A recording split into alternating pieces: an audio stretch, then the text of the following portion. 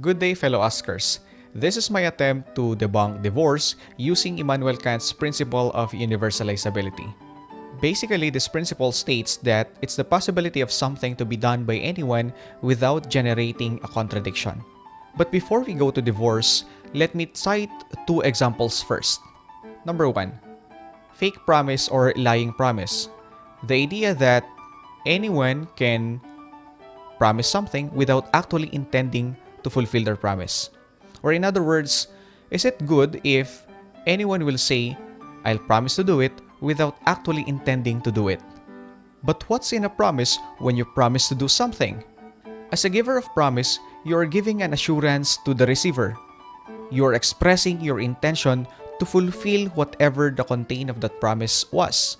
And as the receiver of promise, you expect something from the giver of the promise due to the act of promising. So when you promise something but you don't actually mean it, you are contradicting the idea of promise, which is the intention of fulfillment. Thus, having a fake promise or a lying promise is immoral. Second one is stealing. Stealing is the idea that you're taking something without the permission of the owner and without the intention of returning it. So in that case, stealing presupposes the idea of ownership of different people. There's no stealing without the sense of ownership. Hypothetically, let's think that stealing is a good act. Imagine that people steal anything from anyone and nobody feels bad. It's okay, nobody gets angry, and people don't see any problem with it. But if that is the case, then technically, no one owns anything.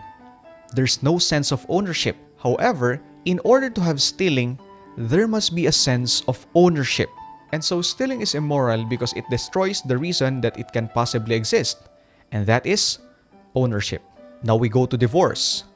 Divorce presupposes the idea of marriage.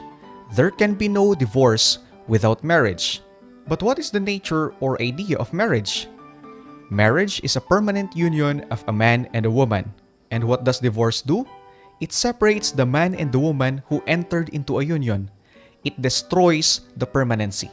So divorce is immoral because it generates a contradiction. It destroys the reason why it can possibly exist. Now, because I don't want divorce, there are things also that I want to suggest. What if for couples who want to enter into marriage, they must have a seminar about marriage? What if for those couples who want to get married, we require them to have at least 1 year of dating to see if they really want to marry the person they are with?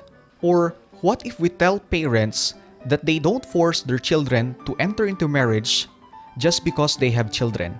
In other words, my point is, what if we don't redefine marriage, but be stricter with those people who want to enter into marriage? So fellow askers, that's my attempt to use Immanuel Kant's principle of universalizability to debunk divorce and some of my suggestions. Thank you very much. So if you like this video, kindly like, share, and subscribe.